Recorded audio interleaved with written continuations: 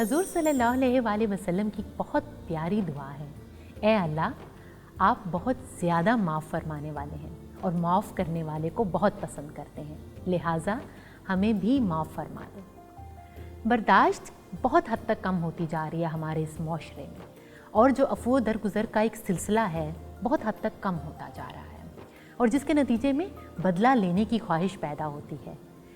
عفو درگزر برداشت کرنا کسی بھی صحت مند معاشرے کے لیے کتنا ضروری ہے، اسی کے بارے میں آج ہم بات کریں گے، اور ہمارے ساتھ موجود ہیں معروف سیرت اسکالر ڈاکٹر طارق شریف سادہ صاحب۔ تو آئیے انہی سے جانتے ہیں کہ ہم کس طرح سے عفو درگزر کو اپنی زندگی میں پریکٹیکلی لا سکتے ہیں۔ جی ڈاکٹر صاحب۔ بسم رب محمد کریم علیہ الصلاۃ والتسلیم۔ سب سے پہلے تو یاد آوری کا شکریہ، ہمیشہ کی طرح آج آپ نے ایک بہت ہی معاشرے کے سلگتے ہوئے عنوان کو زیر بحث لے کر آئی ہیں، اور میں یہ سمجھتا ہوں کہ اگر اس کا صحیح ابلاغ لوگوں تک ہو سکے تو انفرادی طور پر بھی ہماری زندگی بہت خوشحال ہو جائے، اور اجتماعی طور پر معاشرے کے اندر بھی بہت ساری آسانیاں ہمیں ایک دوسرے کو دیکھنے کے لیے اور سننے کے لیے سمجھنے کے لیے میسر آنا شروع ہو جائیں۔ اللہ کے رسول صلی اللہ علیہ وسلم خطبہ حجۃ الوداع کے بعد طواف زیارت فرما رہے تھے، کعبے کے ارد گرد رسول اللہ صلی اللہ علیہ وسلم اپنی ناکہ مبارک کے اوپر چکر کاٹ رہے تھے کہ اس دوران آپ ناکہ مبارک سے نیچے اترے، کعبے کے دروازے پر آئے۔ اب آپ تصور کر سکتے ہیں خطبہ حجۃ الوداع کے بعد اصحاب کی ایک بڑی تعداد اس بات کو سمجھ چکی تھی کہ رسول اللہ صلی اللہ علیہ وسلم کے ساتھ پھر حج کے اس موقع کے اوپر دوبارہ ملاقات جو ہے وہ ہونا ممکن نہ ہو شاید۔ پھر اس کے ساتھ ہی ایک دوسرا معاملہ وہ سب کے پیش نظر تھا کہ قرآن پاک کی تکمیل ہو چکی تھی، گویا اللہ کی طرف سے آنے والے سارے احکامات جو ہیں وہ مکمل ہو چکے تھے، اور قرآن کی آخری آیت جو ہے وہ اعلان کر چکی تھی کہ اب اس کے بعد قرآن کا سلسلہ جو ہے وہ مکمل ہو چکا۔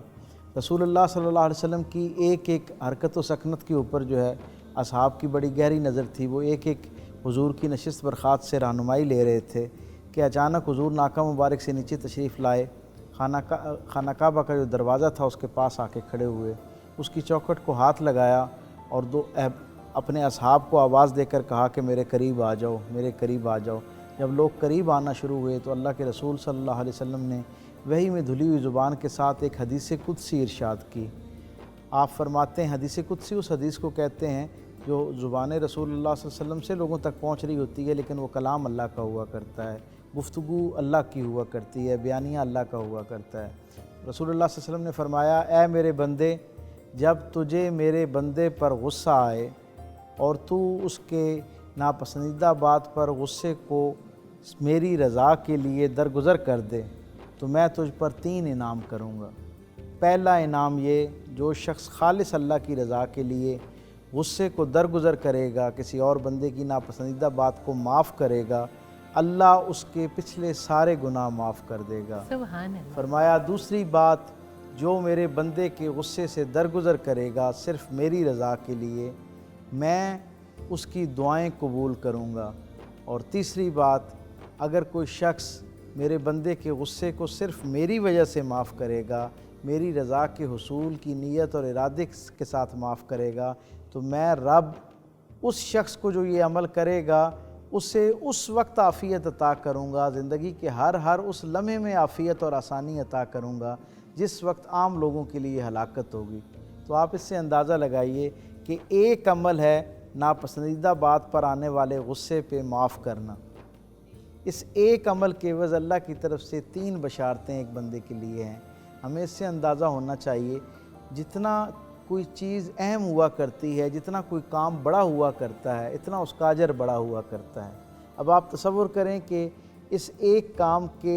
اجر کا اندازہ لگائیں، 3 کیسے ظاہری طور پر کتنے بڑے کام ہیں، جن کی کتنی بڑی بشارتیں، کتنی بڑے وعدے ہیں جو اللہ کی طرف سے بندے کے ساتھ کیے جا رہے ہیں۔ اس سے آپ اندازہ لگائیے کہ معاف کرنا خود کتنا بڑا عمل ہوگا، جس کے نتیجے میں یہ 3 بشارتیں اور اللہ کی طرف سے 3 خوبصورتیاں آپ کی اور میری زندگی کے لیے وعدے کے طور پر رسول رحمت صلی اللہ علیہ وسلم کی پاکیزہ زبان سے آپ تک اور مجھ تک پہنچی۔ اور آپ یہ دیکھیں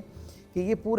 پورے دین کی تکمیل کے بعد کے الفاظ ہیں۔ ایک بات یعنی اس دوسرے لفظوں میں امام حجر عسقلانی نے کہا کہ یہ سارا جو حضور نے معاشرے کو ترتیب دی ہے نا، ایک اثر نو اس کی ایک ترتیب بنائی، ایک نئی شکل دی اس معاشرے کو، اس کا ایک نیا مزاج بنایا۔ یہ آئندہ دنیا تک کے لیے آنے والے ہر انسان کے حوالے سے ایک پیغام تھا کہ اللہ سارے اعمال کے اوپر اجر عطا کرتا ہے، لیکن یہ جو ٹالرنس ہے، کیونکہ اللہ خالق کے سارے سلسلے کا، اور وہ آئندہ آنے والے جہانوں میں اور سالوں میں اور صدیوں میں جو جو انسان نے کرنا ہے وہ سب سے باخبر ہے۔ اللہ کے علم میں تھا کہ آگے چل کر انسانی رویوں میں ظلم زیادتی وہ تو کسی درجے پہ شاید کم ہو جائے، لیکن یہ جو عدم برداشت ہے یہ وقتاً فوقتاً اور بڑھتی جائے گی، اس لیے کیونکہ یہ آئندہ زمانوں کا زیادہ بڑا مسئلہ تھا، اس زمانے کا بھی مسئلہ تھا اور ہر زمانے کا مسئلہ رہا ہے، لیکن کیونکہ اللہ کے علم میں تھا کہ آئندہ کے زمانے میں یہ زیادہ مسئلہ گہرا ہو جانا ہے، اس لیے، اور آئندہ زمانے کا یہ بڑا مسئلہ ہو جانا ہے، میجر ایشوز میں سے ہو جانا ہے، اس لیے اس کے اوپر اللہ نے بڑی بڑی 3 بشارتیں عطا کیں، بڑی بڑی 3 خوبصورتیاں اور 3 بڑے وعدے جو ہیں وہ عطا کیے۔ ہمیں کوشش کرنی چاہیے اپنی زندگی میں کہ یہ جو ایک چھوٹا سا عمل ہے، جو ایک چند لمحوں پر مبنی عمل ہے، اسے اختیار کریں تاکہ اللہ کی طرف سے ملنے والی یہ جو 3 بڑی بشارتوں کا پیکج ہے اس کو اویل کرنے کے قابل ہو سکیں۔ بے شک، یہیں سے سوالات کا سلسلہ شروع کرتے ہیں۔ یونیورسٹی کے اسٹوڈنٹس ہمارے ساتھ ہیں، بہت سے سوال لے کے آئے ہیں۔ جی، پہلا سوال کون کرنا چاہیں گے؟ ڈاکٹر صاحب، میرا سوال یہ ہے کہ قرآن و سنت کی روح سے کسی کی غلطی کو معاف کر دینے کا کیا اجر ہے؟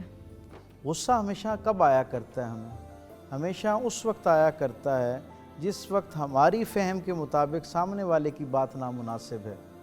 یعنی دوسرے کی کسی غیر مناسب بات، غیر مناسب حرکت یا دوسرے کے حوالے سے کوئی غیر مناسب خبر جب ہم تک پہنچتی ہے تو ہمارے مزاج کے اندر ایک، آپ کہہ سکتے ہیں کہ غصے کی کیفیت پیدا ہوتی ہے، ایک جسے ہم کہتے ہیں ایک عدم برداشت کا رویہ جو ہے وہ پیدا ہونا شروع ہوتا ہے، جو الٹیمیٹلی اگلے درجے پہ بدلہ لینے کی طرف چلا جاتا ہے۔ آپ یہ تصور کیجئے کہ یہ تو صرف ایک لمحے کے غصے کو برداشت کرنے کا اجر ہے جو بشارت کی صورت میں اللہ کے رسول صلی اللہ علیہ وسلم نے آپ تک اور مجھ تک پہنچایا۔ کوئی شخص کسی کی زیادتی کے بعد اسے اپنے زیر نگیں کر لے اور زیر نگیں کرنے کے بعد اپنے قبضے میں کر لے اور بدلہ لینے کی پوزیشن میں آ چکا ہو، اس وقت جو شخص اللہ کی رضا کے لیے کسی کو معاف کرتا ہے، آپ تصور کیجئے کہ اس کے لیے کس درجے کی اجر اور بشارت کی علامت ہوگی۔ میں نے آپ سے عرض کیا کہ انسان کی زندگی کا مقصود یہ ہے کہ اللہ کی طرف سے اس کو مغفرت کا، بخشش کا پیغام مل جائے۔ حضور فرماتے ہیں جو شخص ایک مرتبہ کسی کے نامناسب بات کو محض اللہ کے لیے معاف کر دیتا ہے، اپنے دل کو اس کی طرف سے صاف کر لیتا ہے، تو اس کے لیے بشارت کا اجر ہے۔ آپ یہ سمجھیں کہ اگر ایک شخص کسی ایک شخص کے حوالے سے بار بار اسے معاف کرے یا بہت سارے لوگوں کی زیادتیوں کو محض اللہ کی رضا کے لیے معاف کرے، اور اس سے ایک اگلا درجہ آپ تصور کریں کہ وہ لوگوں پر غالب آ چکا ہو، وہ بدلہ لے سکتا ہو اور ایک جائز اور جینون بات پہ، حق پہ ہوتے ہوئے بدلہ لے سکتا ہو، اگر وہ ان کو غالب آنے کے بعد معاف کر رہا ہوگا تو اللہ کے ہاں اجر کا اور اللہ کی طرف سے خوشنودی کا کس درجے کا پیام آئے گا کوئی تصور بھی نہیں کر سکتا۔ رات کو سونے سے ایک لمحہ پہلے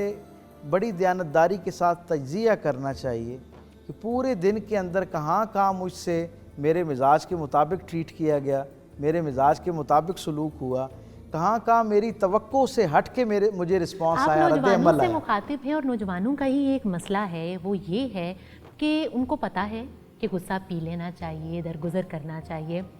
پر وہ کر نہیں پاتے۔ یہ کیسے پریکٹس کی جائے کہ غصہ کیسے پیا جائے؟ میں نے آپ سے عرض کیا نا کہ یہ جو میں نے کہا کہ آپ روزانہ کی بنیاد پہ مشق کریں۔ مشق کرنے کا مطلب کیا ہے؟ روزانہ اپنا احتساب کیا جائے، روزانہ تجزیہ کیا جائے۔ آج دن بھر میں کتنی انسرٹن سچویشنز کا مجھے سامنا کرنا پڑا، کتنی مرتبہ میرے پورے دن میں ایسا ہوا کہ میں کچھ اور توقع کر رہا تھا اور صورتحال کچھ اور شکل اختیار کر گئی۔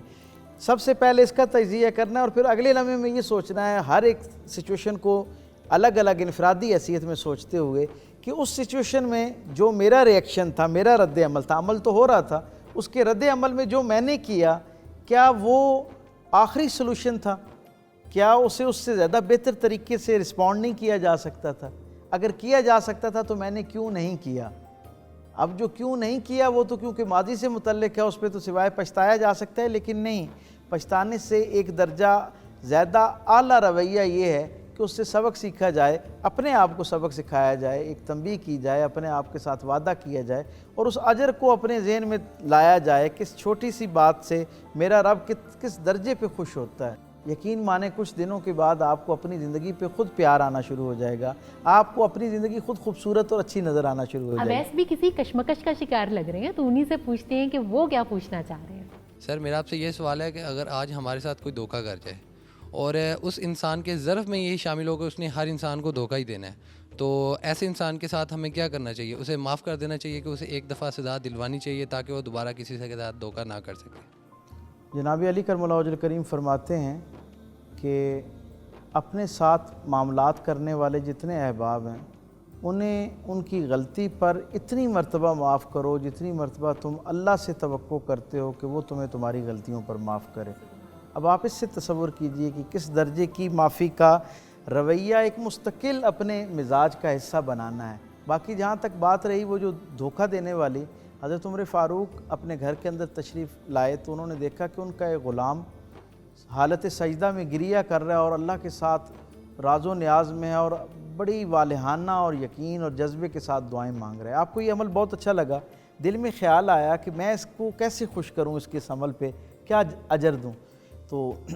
تصور میں آیا کہ ایک غلام کے لیے اس سے بڑی خوبصورتی اور خوشی کی بات کیا ہو سکتی ہے، خوشخبری کیا ہو سکتی ہے کہ اسے آزاد کر دیا جائے۔ آپ نے اس کو آزاد کر دیا۔ اچھا یہ بات جب باقی غلاموں کو پتہ چلی کہ بھائی تمہیں کیسے آزادی ملی، تو اس نے بتایا کہ میں حالت سجدہ میں گریہ کر رہا تھا، حضرت عمر نے مجھے دیکھا اور وہ اس سے خوش ہوئے اور انہوں نے مجھے آزاد کر دیا۔ اس عمل کے دیکھی باقی جو تھے نا غلام، انہوں نے بھی اسی طرح سجدوں میں لمبی لمبی دعائیں کرنا شروع کر دیں۔ اب جب حضرت عمر گھر میں داخل ہوں یا ان کو دیکھیں، مسجد میں دیکھیں، کہیں دیکھیں، تو وہ اسی طرح گریہ کرنا شروع کریں اور رونا شروع کریں۔ آپ ان کو معاف کرتے جائیں۔ جب کئی غلام آپ نے معاف کر دیے نا، تو ایک دن آپ کی صاحبزادی ام المومنین حضرت حفصہ رضی اللہ تعالیٰ عنہ نے ان سے سوال کیا۔ انہوں نے کہا ابا جان، وہ جو پہلا شخص تھا نا جسے آپ نے گریہ وزاری پر معاف کیا تھا، وہ تو واقعتاً دل سے قلبی کیفیت کے ساتھ اللہ کی بارگاہ میں پیش تھا، دعا کر رہا تھا، لیکن یہ جو دوسرا شخص ہے، تیسرا شخص ہے، چوتھا شخص ہے جنہیں آپ نے بعد میں معاف کیا، یہ تو اس سے ایک طرح کا یہ نسخہ لے کر آزما رہے تھے، کیونکہ انہیں اندازہ تھا کہ آپ اس معاملے میں رقیق القلب ہیں، جلدی اللہ کے ساتھ کسی کی نسبت کو قائم ہوتے دیکھیں تو اسے آزاد کر دیا کرتے ہیں، تو یہ تو دھوکہ دے رہے تھے۔ تو پہلا آدمی جو تھا وہ جینون تھا اور باقی لوگ دھوکہ دے رہے تھے۔ حضرت عمر فاروق نے کیا لازوال بے مثال ایک فکرہ اس کے جواب میں کہا۔ آپ کے مزاج کا تو آپ کو اندازہ ہے نا کہ آپ کتنے جلال سے بھرپور تھے، لیکن جب یہ بات سنی نا اپنی صاحبزادی سے تو آپ کی چشمان مقدس سے آنسو جاری ہو گئے اور آپ نے ایک ہی فکرہ کہا، میرے خیال میں اس سے بہترین آپ کے سوال کا جواب نہیں ہو سکتا۔ انہوں نے کہا اے بیٹی، تمہیں کیا لگتا ہے کہ عمر کو اس بات کا علم نہیں کہ یہ لوگ دھوکہ کرتے ہیں؟ لیکن معاملہ یہ ہے کہ جب کوئی شخص مجھے اللہ کے نام پر دھوکہ دیتا ہے تو میں اس کے دھوکے میں آ جاتا ہوں۔ نقصان پہنچانا اس کی فطرت کا حصہ ہے اور نقصان پہنچانے والے کے ساتھ اس نے سلوک کرنا وہ جنید بغدادی کا حصہ ہے۔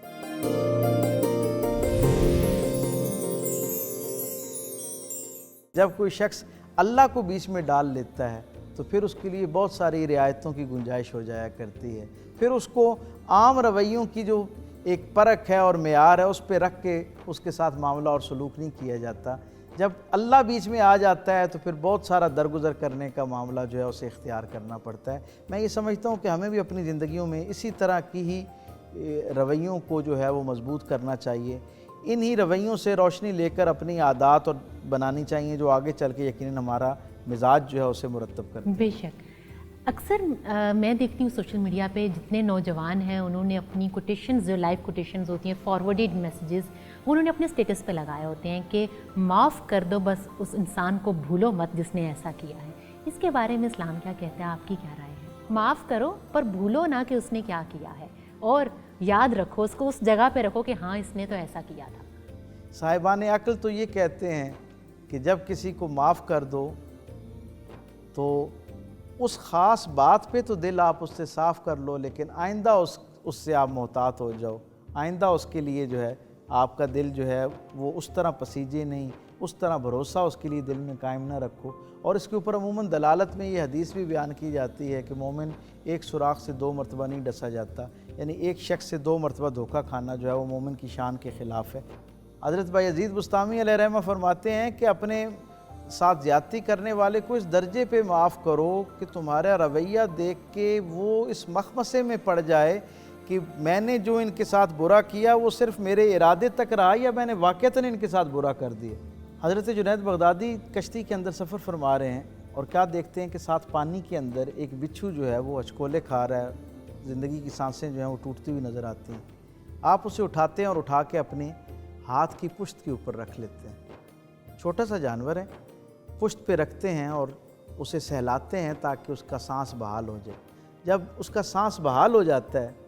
تو جیسے ہی اس کے اوسان بحال ہوتے ہیں وہ اپنی فطرت کے مطابق آپ کو ڈنگ مارتا ہے۔ اب آپ سب جانتے ہیں کہ جب کوئی چیز ہمیں ڈنگ مارتی ہے تو ایک ریئیکشن جس باڈی کے اندر پیدا ہوتا ہے۔ آپ نے ایسے ہاتھ جھنجھلایا، جیسے ہی ہاتھ جھنجھلایا نا تو وہ دوبارہ پانی کے اندر جا گرا۔ تھوڑی دیر کے بعد پھر ہچکولے کھانے لگا، آپ نے پھر اٹھایا اور اٹھا کے اس کو پھر یہاں رکھا، پھر اس کو سہلایا۔ جب پھر اس کے اوسان بحال ہوئے تو اس نے دوبارہ ڈنگ مارا، پھر اسی کیفیت میں وہ دوبارہ پانی کے اندر چلا گیا۔ تو جو آپ کے ساتھ آپ کا خادم تھا اور ایک روایت کے مطابق جو ملاح تھا جو کشتی چلا رہا تھا، اس نے کہا حضرت آپ عجیب آدمی ہیں، ایک چیز آپ کے علم میں ہے کہ اس سے کبھی خیر نہیں پہنچ سکتا، آپ پہلے تو اس کی جان بچا رہے ہیں، پھر جب آپ اس کی جان بچا چکتے ہیں تو وہ آپ کو تکلیف دیتا ہے، اذیت دیتا ہے اور دوبارہ پانی کے اندر اللہ اس کو بھیج دیتا ہے، آپ سے دور کر دیتا ہے، آپ پھر اس کو باہر نکالتے ہیں اور پھر اس سے جو ہے ڈنگ مرواتے ہیں۔ اس کے پیچھے راز کیا ہے؟ تو آپ نے کہا بھائی بات یہ ہے کہ وہ جو کچھ کر رہا تھا وہ اچھا عمل تھا۔ اس نے کہا نہیں، یہ تو بہت ظالمانہ عمل ہے کہ اپنے محسن کو جو ہے وہ اس پہ حملہ آور ہو رہا ہے۔ آپ نے مسکرا کے کہا کہ اپنے محسن پہ حملہ کرنا وہ اس کی مزاج کا حصہ ہے، اس کی عادت کا حصہ ہے، اس کی فطرت کا حصہ ہے۔ نقصان پہنچانا اس کی فطرت کا حصہ ہے اور نقصان پہنچانے والے کے ساتھ حسن سلوک کرنا وہ جنید بغدادی کا حصہ ہے، اس کی فطرت کا ایک حصہ ہے۔ اور دوسری جگہ ایک اور خوبصورت بات آپ نے کہی کہ بھائی انہوں نے کہا کہ آپ کو جب یہ تکلیف دیتا ہے تو آپ کو اس پہ غصہ نہیں آتا؟ اب یہاں سے ہمارے لیے ایک بہت ہدایت کا ایک نیا جہان کھلتا ہے۔ آپ نے کیا خوبصورت جواب دیا، آپ نے کہا بھائی بات یہ ہے وہ اپنی فطرت سے مجبور ہے، میں اپنی فطرت سے مجبور ہوں، اور تم یہ کیوں سمجھتے ہو کہ وہ مجھے نقصان دے رہا ہے؟ کیونکہ میں تو نہیں سمجھتا نقصان دے رہا۔ وہ کہتا ہے حضرت آپ کا ہاتھ اتنا سوج گیا، اتنی اذیت اور تکلیف میں آپ ہیں، زہر پھیل رہا ہے، آپ کہتے ہیں اس نے آپ کو نقصان نہیں دیا۔ آپ نے کہا نہیں بھائی یہ نقصان نہیں ہے، میں اسے یوں لیتا ہوں کہ میں نے اس کی جان بچائی۔ ہر آدمی ہر وہ چیز جس پہ آپ نیکی کرتے ہیں وہ اس احسان کا اپنے انداز میں بدلہ چکاتا ہے، تو میں اس کے ساتھ جو نیکی کر رہا تھا میں سمجھتا ہوں اس کے شکریہ ادا کرنے کا، احسان چکانے کا یہی طریقہ ہے، وہ اپنی فطرت کے مطابق احسان چکاتا ہے۔ تو جب وہ اپنی بری عادت کو نہیں چھوڑ رہا تو میں چھوٹی سی تکلیف کی وجہ سے اپنی اتنی خوبصورت اور اچھی عادت کو چھوڑ کر اللہ کی طرف سے وہ جو وعدے اور بشارتیں ہیں ان سے اپنے آپ کو کیسے محروم کر لوں۔ میں یہ سمجھتا ہوں کہ یہی رویہ اگر ہم اپنی زندگی میں رکھیں تو ہماری اپنی زندگی بھی بہت آسان ہو جائے اور ہمارے گرد و پیش میں رہنے والے جو لوگ ہیں ان کی زندگیاں بھی بہت آسان ہونا شروع ہو جائیں۔ بے شک۔ بلال سوال کرنا چاہ رہے ہیں، ان کی طرف چلتے ہیں۔ جی بلال، آپ کیا پوچھنا چاہ رہے ہیں؟ میرا سوال یہ ہے کہ حضور صلی اللہ علیہ وسلم کی زندگی سے ہمیں عقب و درگزر کا کیا سبق ملتا ہے، اسپیشلی اگر ہم بات کریں سفر طائف کے بارے میں، تو اس پہ آپ کچھ روشنی ڈالیں۔ سفر طائف کا آپ نے حوالہ دیا، تاریخ ہمیں یہ بتاتی ہے ایک دن جناب ابو طالب جو رسول اللہ صلی اللہ علیہ وسلم کے ساتھ جن کی والہانہ محبت انسانی تاریخ میں جس کا کوئی دوسرا مثالیہ جو ہے وہ بیان نہیں کیا جا سکتا، پیش نہیں کیا جا سکتا، وہ دنیا سے تشریف چلے جاتے ہیں اور ان کے تشریف لے جانے کے 3 دن کے بعد محسنہ اسلام سیدہ خدیجہ الکبریٰ تشریف لے جاتی ہیں۔ اب آپ تصور کریں حضور کو اس عمل کی وجہ سے اتنی اذیت اور تکلیف پہنچی کہ اللہ نے اس مہینے کو عام الحزن قرار دے دیا، غم کا سال قرار دے دیا۔ اس عالم میں حضور اپنے غلام زید بن حارثہ کے ساتھ طائف جاتے ہیں اور وہاں کے سرداران کو اپنا ظاہرہ حضور کی خوشبو ان تک پہنچی ہوئی تھی، وہ اس سے پہلے بھی حضور کے بارے میں حضور کے اعلیٰ اخلاق اور کردار کے حوالے سے اس کے معترف تھے اور اپنے بچوں کو مثالیہ بنا کر پیش کرتے تھے، اپنے بچوں کو مثال دیتے تھے کہ ویسا بنو جیسے بنی ہاشم کا وہ چاند جو ہے، جس طرح اس نے اپنے اخلاق اور کردار سے اپنی خوشبو سے اپنے خاندان کا نام روشن کیا، تم اس طرح اپنا نام روشن کرو۔ کیا دکھ بھرا منظر ہے کہ میرے کریم آقا خون آلود طائف سے باہر نکلتے ہیں اور ایک باغ کے اندر پناہ لیتے ہیں۔ اس عالم میں جس وقت آپ پناہ لیتے ہیں اس اللہ رب العزت اس کیفیت کو دیکھتے ہوئے آسمان پر ایک ہلچل پیدا ہوتی ہے، ساری نورانی مخلوقات جو ہیں وہ بے چین ہو جاتی ہیں، اللہ کے حضور سربہ سجود ہو کے دعا کرتی ہیں، پروردگار یہ تو رحمتیں اور بشارتیں تقسیم کرنے والا رسول ہے، اس کے ساتھ ایسا سلوک ہو رہا ہے۔ اگر ایسی مشفق اور مہربان ہستی کے ساتھ دنیا یہ سلوک کرے گی تو بعد کے آنے والے زمانوں میں کوئی کسی کے ساتھ کیسے خیر خواہی کر سکے گا؟